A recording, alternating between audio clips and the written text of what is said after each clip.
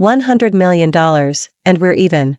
At Helixer's IPO gala, my fiancé Adrian wrapped his arm around his first love Vivian and flung an 8-figure check in my face. I didn't cry or cause a scene. I picked up the check, turned, and walked away. He thought I'd surrendered.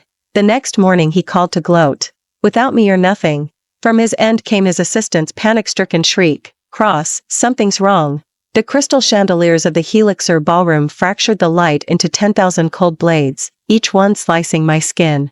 Expensive champagne bubbles drifted through the air along with the measured laughter of the newly minted winners. I, Serena, stood in a shadowed corner wearing a lab coat laundered so often it had faded to gray, an alien ghost at the feast. I hadn't had time to change. To guarantee the roadshow data was flawless, I'd spent 72 sleepless hours in the lab. Adrian phoned to insist the gala needed me. Serena, our day has come. Hurry, everyone's waiting. So I came. I arrived and watched my fiancé, founder and CEO of Helixer, step into the spotlight. He wore a bespoke suit, every hair in place, triumph shining on his handsome face. He lifted his crystal flute and let the microphone carry his perfectly calibrated gratitude. Thank you to every investor who believed in us. Thank you to every member of the team. He thanked them all. Project managers, marketing directors, even his executive assistant, every name ringing loud. He never mentioned me. Me, the chief scientist who had turned the Reagan X Factor from concept to reality, who had sacrificed 10 years and countless nights. In that instant it felt as if an invisible hand had squeezed my heart still. Then his tone softened into velvet tenderness not meant for me. He reached into the crowd and drew forward a woman in a white evening gown, willow slender. Vivian. His moonlight, the celebrated gallery director. Flashbulbs exploded, framing them like a mega zine spread. Here, I must thank the light of my life, Vivian. His voice dripped devotion. When I was at my lowest, she gave me the strength to carry on. She is the only reason I fought. Every triumph of Helixer shines for her. The hall fell silent, then erupted in thunderous applause and whistles. I stood frozen, feeling my blood turn to ice. The only reason? What of the decade we lived on instant noodles in a leaking basement lab? What of the afternoons I funneled my parents' retirement savings into equipment while he was nowhere to be found? Our shared dream had been a one-woman show. Under the applause Adrian led Vivian toward me, the crowd parting. The tenderness was gone. In its place, cold superiority. Vivian nestled against him, her gaze dripping pity and victory. Every spectator waited for my meltdown. Adrian stopped in front of me, drew an 8-figure check from his inner pocket, and held it between 2 fingers with insulting leisure. Then he let go. The flimsy paper fluttered like a dead leaf and landed beside my stained sneaker. Serena, thank you for the 10 years. His voice was quiet, but the microphone carried it to every ear. This 100 million is your compensation. From this day on, we're even. 100 million. 10 years of youth, 10 years of obsession, priced at 100 million. Vivian's lips curved in triumph. She mouthed, you lose. Silence fell. The stares shifted from curious to openly mocking. I heard the whispers. So she was just an employee, not the future Cross. 100 million? I'd laugh myself awake. Adrian's generous. She hit the jackpot. I didn't cry, didn't rage. I didn't even look at his nauseating smile. Slowly, I bent. Everyone expected tears or a groveling grab for the money. Instead I lifted the check with 2 fingers, brushed away imaginary dust, and held it to my lips. The room went still again. I raised my eyes, swept my gaze over Adrian and Vivian, then locked on his. I nodded, calm. Done. 1 syllable. Then, softly but distinctly, may you two be happy forever. I turned and walked toward the exit, spine straight. Behind me came Adrian's smothered snort and the relieved buzz of gossip. To them I was a gold digger graciously paid off, a good loser. Outside, the night wind slapped my cheeks, lifting my hair. I glanced at the check, zeros glittering under the street lamp. I smiled, the kind that never reaches the eyes. Adrian, you think this is an ending? Back at the love nest hung with our photos and his toy models, nausea rose. I spared no glance. Blocking his number was step 1. In the study that doubled as my microlab I pulled out a suitcase. Clothes were few. For 10 years every spare dollar had fed the experiments. Treasures were the notebooks, pages dense with formulae, and 3 encrypted drives holding every line of code and raw dataset from 1st to 4th generation Reagan X Factor. I locked them into a fireproof, shockproof safe. Around me, shelves displayed his young entrepreneur trophies. The living room housed $1 million model supercars. the walk-in closet brimmed with designer suits. I had bought none of it, only the science that had funded it all. With a cold laugh I rolled the suitcase and safe out of the apartment I had shared with him for 8 years and shut the door without looking back. Midnight. In the suite I had booked in advance I dialed my attorney Walter. Walter, execute it. His calm voice replied, "Are you certain, Vale? Once filed, there's no reversal." "I'm certain." "Very well. I'll submit the papers to Helixer's legal team and the patent office immediately." I ended the call and gazed at the city's glitter. "Enjoy your final hours of fortune, Adrian." The next morning sunlight woke me, the deepest sleep I'd had in 10 years. My phone vibrated with an unknown number. I answered, silent. Adrian's hungover rasp came, thick with satisfaction. "Serena, don't even think of crawling back. I know you're crying in some gutter. Listen, without me you're zero, can't even make next month's rent. Stay gone. 100 million should keep a woman like you for life." I let him spit every last word, then replied, tone flat. "Really? Then, let's wait and see." As I moved to hang up, his assistant Leo screamed in the background. "Cross. Disaster. Our codebase servers, everything's wiped. Admin access denied." I heard Adrian's breathing turn ragged. "What? Hackers? Get IT to restore it, idiots." Leo's voice cracked, on the verge of tears. "It's not a hacker. Adrian, it's an urgent notice that just came in from legal. Every core technology patent our company owns, including the entire Reagan X Factor family, was legally transferred at 0 hours today to." The assistant couldn't seem to force the name out. It lodged in her throat. Adrian roared into the phone, "Transferred to whose name?" "Spit it out." "To Serena, personally. And, the Reagan X technology we depend on for survival, the licensing agreement we signed with Vale, has also been unilaterally terminated, due to certain clauses. Adrian, we're nothing but an empty shell." Crack, a violent crash. I could hear it clearly, Adrian's phone smashing against the floor, shattering into pieces. Then came Vivian's scream and a cascade of chaos. I hung up without expression. I walked to the picture window and drew the curtains wide. A brand new sun was surging up from the horizon, blazing. I drew a deep breath, the air smelled of rain-washed freshness. "Adrian, the new war has begun." My phone began to shriek, his office landline, his other private numbers, one after another. Calmly, methodically, I blocked every last one. Then I powered it off. The world went silent. Adrian found me at 3 in the afternoon. I was on the executive floor of the hotel, lingering over afternoon tea while chatting with a headhunter about my next career move. He looked like a maddened beast, bloodshot eyes, disheveled hair, his bespoke suit crumpled over one arm, every trace of yesterday's triumph gone. He must have traced my credit card receipts to locate me. "Serena." He snarled my name, lunged, and clamped his fingers around my wrist so hard I felt bone grind. Every guest nearby turned to stare, murmurs rippling outward. "Why did you do this, you evil bitch? Haven't I treated you well? Was 100 million not enough?" His spit flecked my face. I grimaced, jerked my arm, and, whether because he'd been up all night or because he never expected resistance, I actually broke free. 5 scarlet welts flared on my skin. I lifted my gaze, colder and sharper than his. 100 million? I gave a soft, cutting laugh. "Adrian, are you asking whether 100 million can buy my 10 lost years, or whether it can buy a death sentence for Helixer?" He froze, choking on his own fury. From my handbag I produced one crisp copy after another of that long-ago agreement and let them flutter to his feet, an echo of the way he'd flung the 8-figure check at me the night before. "Open your damn eyes," I said, shredding every pretense of gentleness. The final patent ownership agreement we signed at the very start, in black and white, every technology one led is and always has been the personal property of Serena. You run the business, I build the science. Until you delivered the 40% equity pledge to me, I licensed those patents to Helixer exclusively. It was you, so your precious White Moon Gallery darling could glide down the aisle with Mr. Self-Made Titan, who kept delaying my shares right up to the roadshow. You tore up our deal first. All color left Adrian's face. He stared at the pages as though they were apparitions, disbelief cracking his eyes. He'd never taken seriously the document he'd signed years ago just to pacify me while I buried myself in the lab. In his mind I was merely an attachment, my genius, my technology, belonged to him by right. His stunned defeat was not a noog. Slowly, I removed the black-framed glasses I'd worn for a decade, tools for lab work, but also a mask for every sharp edge. I set them on the table, met his stunned gaze, and smiled, icy and precise.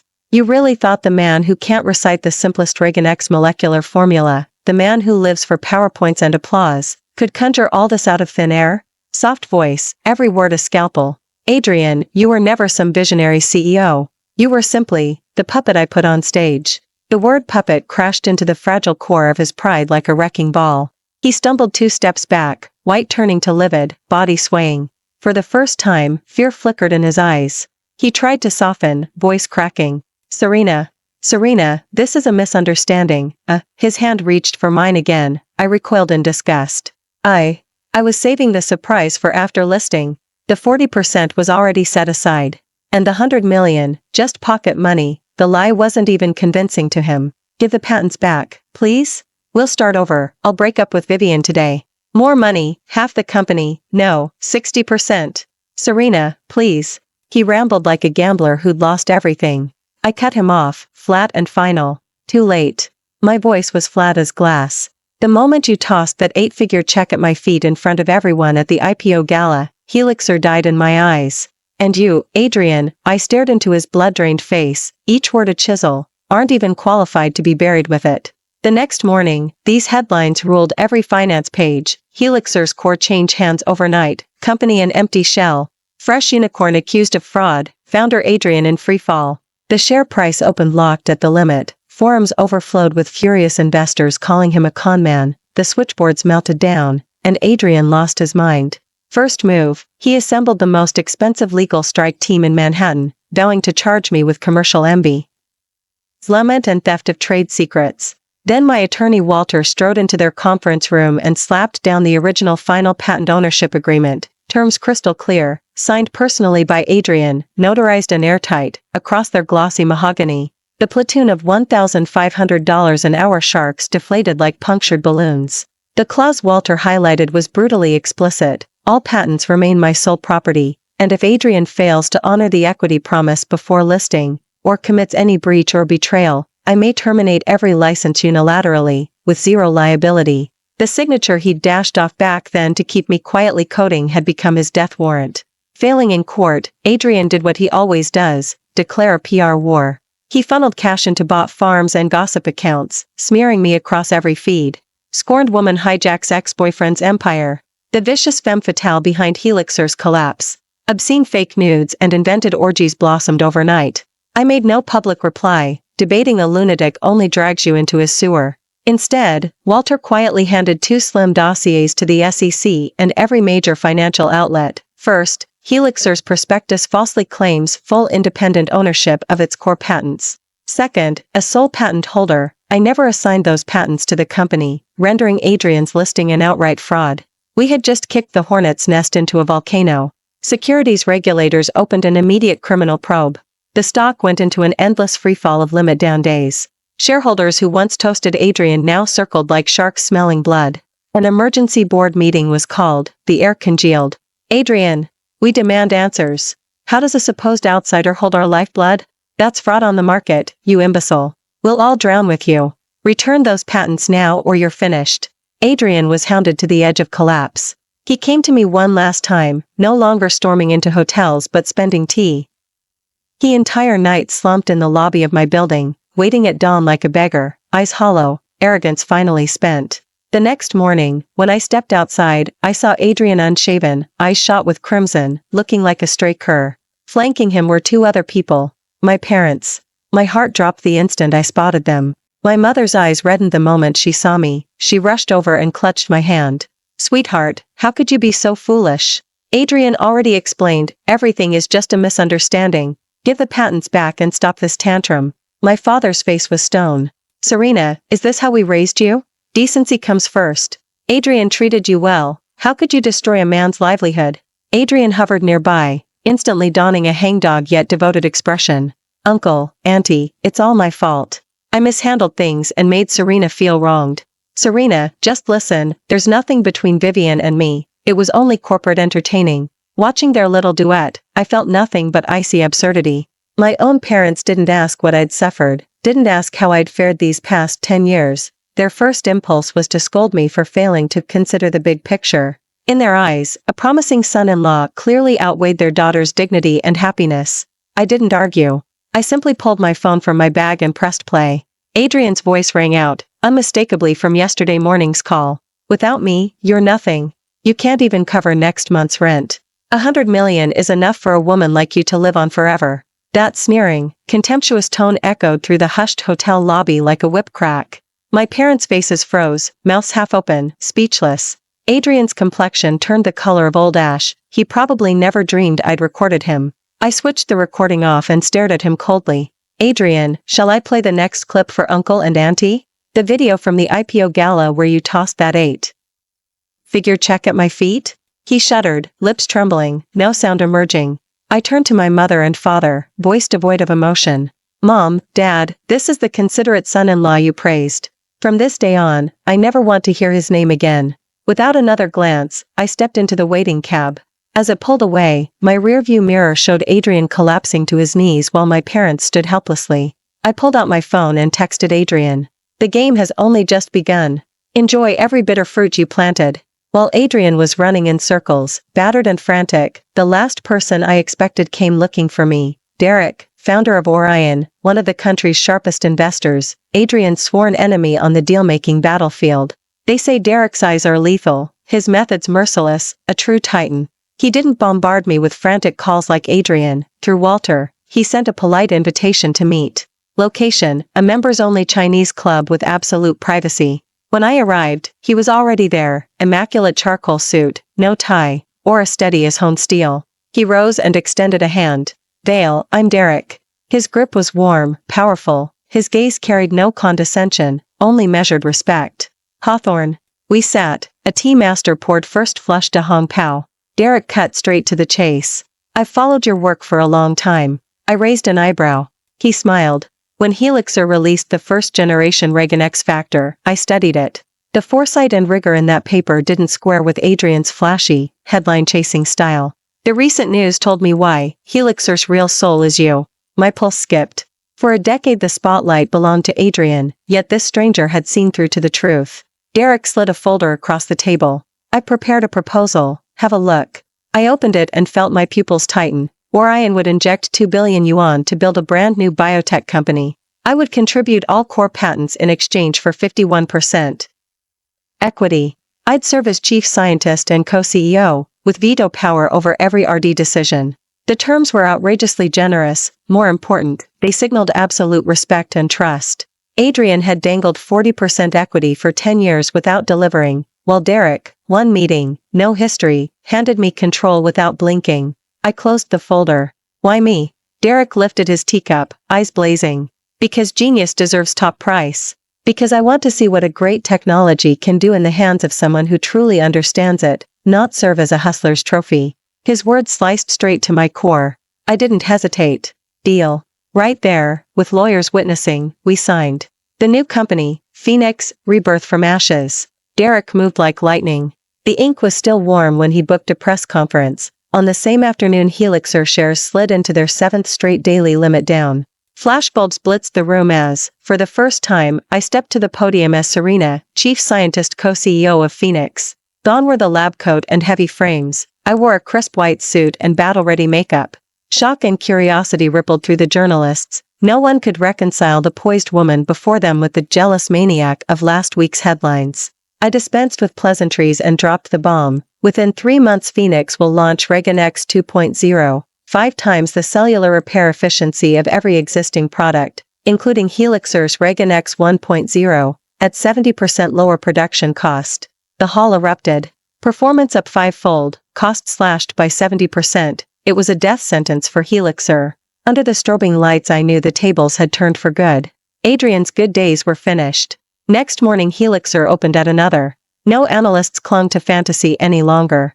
Adrian, in desperation, summoned every remaining RD employee, promised triple pay, and ordered them to duplicate my tech and keep the company afloat. My senior, Grant Howe, head of Helixer RD, called while I was reviewing lab blueprints with Derek. Serena, that idiot's lost his mind. Grant Howe barked. He thinks science is grocery shopping, grab and copy overnight? Without your raw datasets and algorithmic models we can't even mix the basal medium. He curses us daily. calls us leeches. Everyone's at the breaking point. I listened quietly. Outsider leadership, Adrian's fatal flaw.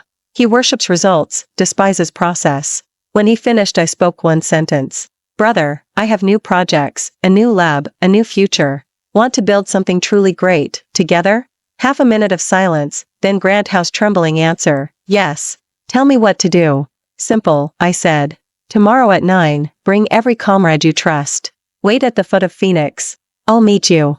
The next morning, Helixer's headquarters staged the most dramatic scene in the company's history. At exactly 9 o'clock, led by RD Director Leo, the entire core research team, 37 people in all, marched to human resources and dropped their resignation letters on the desk.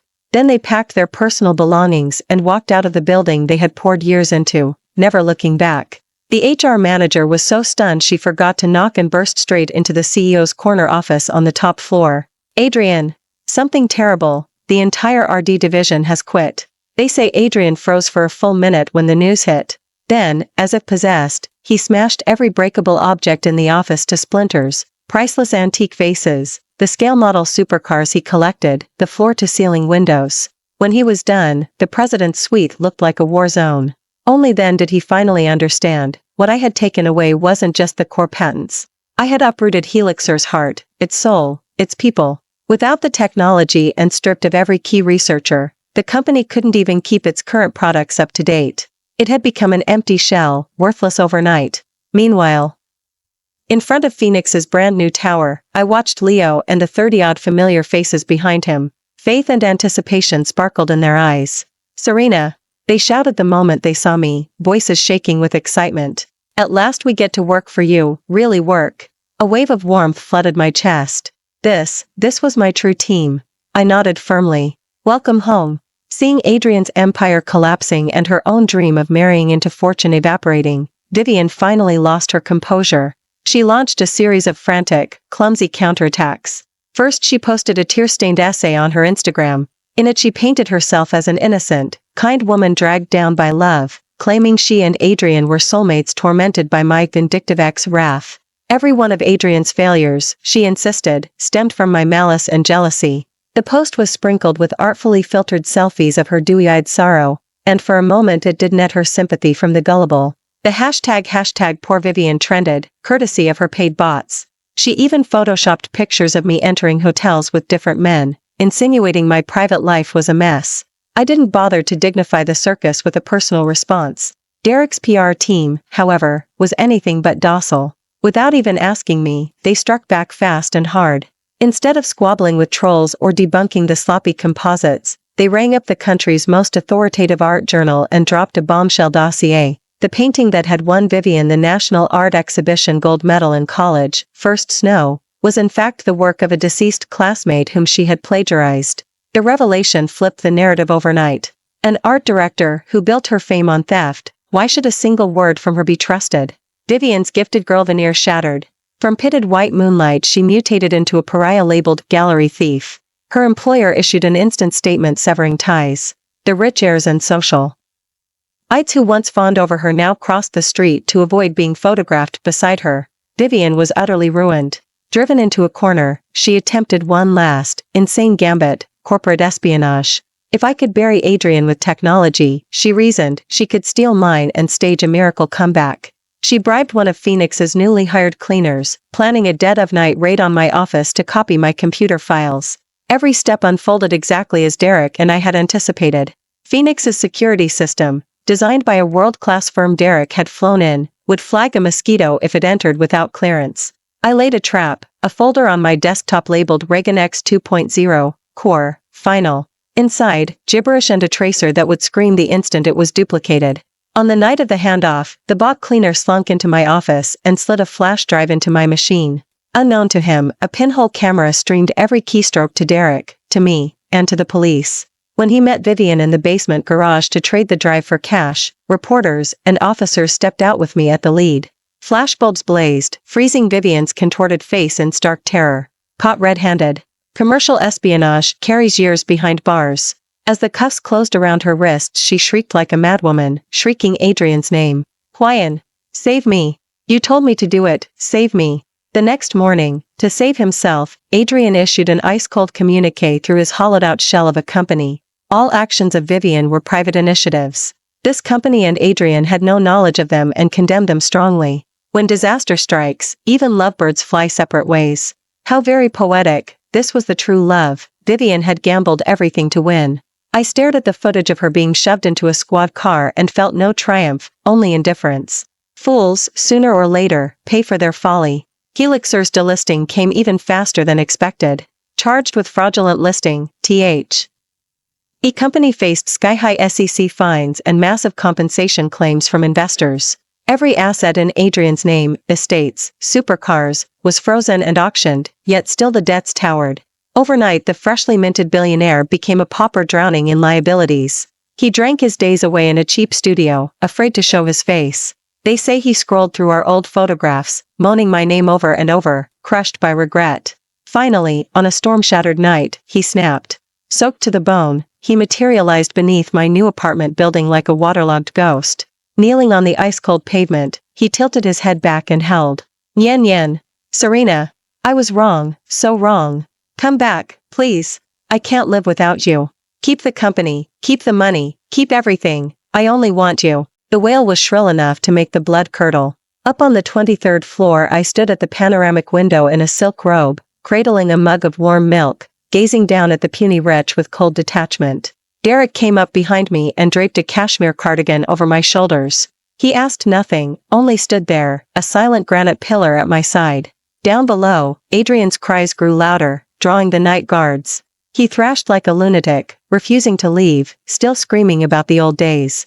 Nyen yen, remember? We split one instant noodle cup, one steamed bun. You swore we'd build a tech empire of our own, our dream. Have you forgotten? I watched his shabby performance without a flicker of emotion, only boredom. Dream? His dream was to use my shoulders as a step to reach his white moonlight. I lifted my phone. No call, no trip downstairs, just a final text. Adrian, stop the act.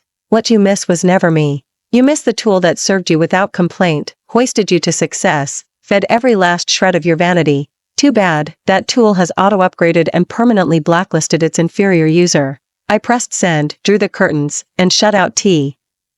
He racket. Have security escort him away, I told Derek. I never want to see that face again. Derek made the call. Soon the laments below died out.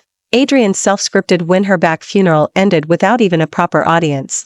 I didn't bother scattering his ashes. 3 months later Phoenix held the global launch of ReaganX 2.0 at the National Convention Center. The hall was packed with top-tier tech media, capital titans, and medical elites from every continent. The night before the event I reached a decision. I had my assistant address an engraved invitation, and mail it to Adrian. Front row, dead center, the most exalted VIP seat in the house. Derek sounded puzzled. Why agree to see him at all? I smiled. Because I want him to watch, with his own eyes, exactly what he threw away. I want him to crown my glory with his own hands. On launch day, Adrian actually showed up.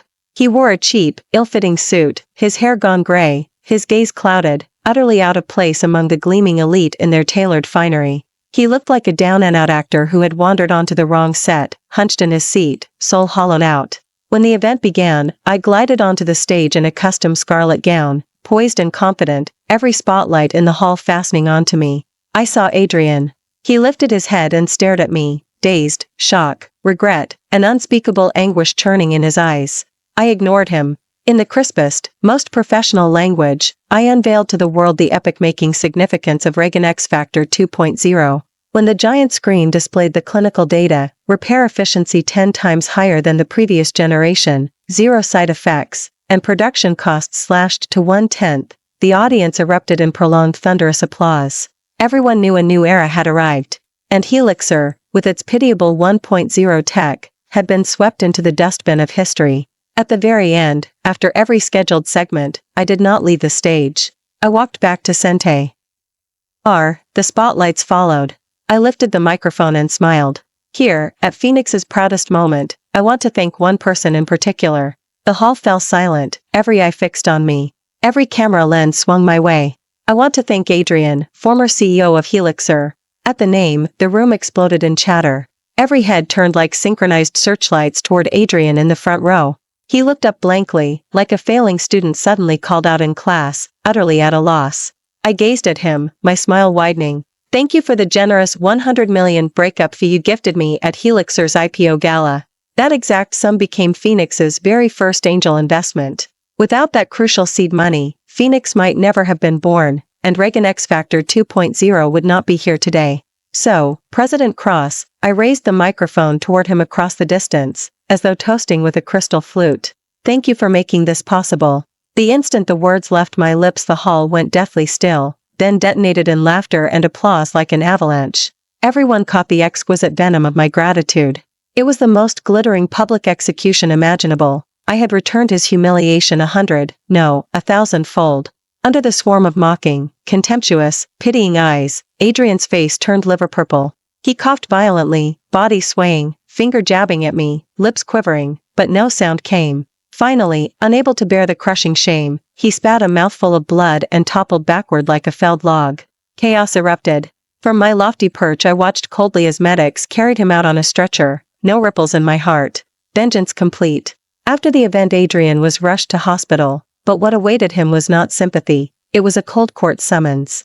Convicted of securities fraud, falsified financial reports, and malicious asset stripping, he received a 5-year prison sentence plus astronomical fines. His life ended in disgrace. Vivian, Foe, Andy, guilty of corporate espionage and her old plagiarism scandal, was sentenced to 3 years. The dazzling golden couple of high society reunited, behind bars, then vanished completely, reduced to late-night punchlines. Phoenix's valuation rocketed after the launch. We listed on NASDAQ. On ringing the bell day, I wore the same scarlet gown and stood on the trading floor balcony, striking the gilded bell myself. Derek stood beside me, unabashed pride and admiration in his eyes. In the strobing flashbulbs and cheers we exchanged a smile. My new office crowns the city's premier tower, 360-degree skyline views. I had that $100 million check framed in the finest walnut and hung it on the wall opposite my desk. Beside it hangs the photo of Derek, our entire team and me, hands aloft on the day we rang the bell. Every visitor sees that decorative piece. It reminds me, never dim your light for the undeserving, and every humiliation, once you've grown mighty, becomes a glittering medal on your armor. 3 years later, Phoenix rules global biotech. As founder, I grace the cover of Time, crowned the woman who will change life science forever. Derek, once my partner in finance, is now the lover who walks beside me. He cherishes every part of me, ambition, edge, even my occasional fragility. Ours is a bond of equals, mutual respect, and matching souls. One afternoon I sit for a live interview with a top domestic finance channel. The studio lights blaze. The elegant host asks the question everyone is dying to hear. President Vale, we all know your legendary rise. Many wonder, how did you move past that betrayal and pain? Do you still hate him? I give the camera a calm smile. First, it wasn't betrayal, it was precision filtering. It removed the wrong, the inferior options from my life in the most efficient, if dramatic, way, clearing my path to the only right road. As for hate, I shake my head, smile now utterly serene. My time and energy are valuable. I need them to create value, to change the world, not to waste on meaningless emotional drains. Why would I keep a deleted trash file in memory? At that exact moment, in a greasy, clamorous corner of the city, inside a 24-hour greasy spoon, a filthy work-uniformed, stooped man is laboriously balancing a tray of plates between the tables. It is Adrian, released early for good behavior. Only when he walks out does he discover the world has no seat left for him. No decent job will touch him. He busses tables for pennies under fluorescent glare. A battered television hangs overhead. My interview flickers across the screen. Adrian freezes, tray in hand, transfixed by the radiant, unshakable woman before him, so familiar, now so untouchably distant. He has aged decades. Once handsome features are webbed with wrinkles, eyes dim with regret, resentment, and despair. The world I inhabit is a stratosphere he can no longer even imagine. He still wonders, did he cast away a woman, or an entire era? Crash, the tray slips from his grasp, soup and leftovers splattering across the tiles. Adrian, you moron. You blind? Clean that up. Want your wages docked this month? The owner's shrill curses slice through the air. Adrian hears nothing. He stands rooted, tears carving muddy runnels down his hollow cheeks. Just a stranger, nothing more. We finish the sentence and keep walking, measured strides, no backward glance. We pass the mouth of the very alley where he hides. Sunlight pours over me again, warm, radiant. For the man crouched in shadow I feel nothing, no love, no hate, not even pity. He is merely a background extra I once passed on the road, his misery, regret, and tears no more than a footnote long turned in the opening chapter of my brilliant, unfinished book. Thank you for watching today's story. If you enjoyed this video, please give it a like and share it with your friends. We look forward to hearing your thoughts in the comments. Feel free to share your perspectives, and forget to subscribe to our channel for more exciting stories. See you next time.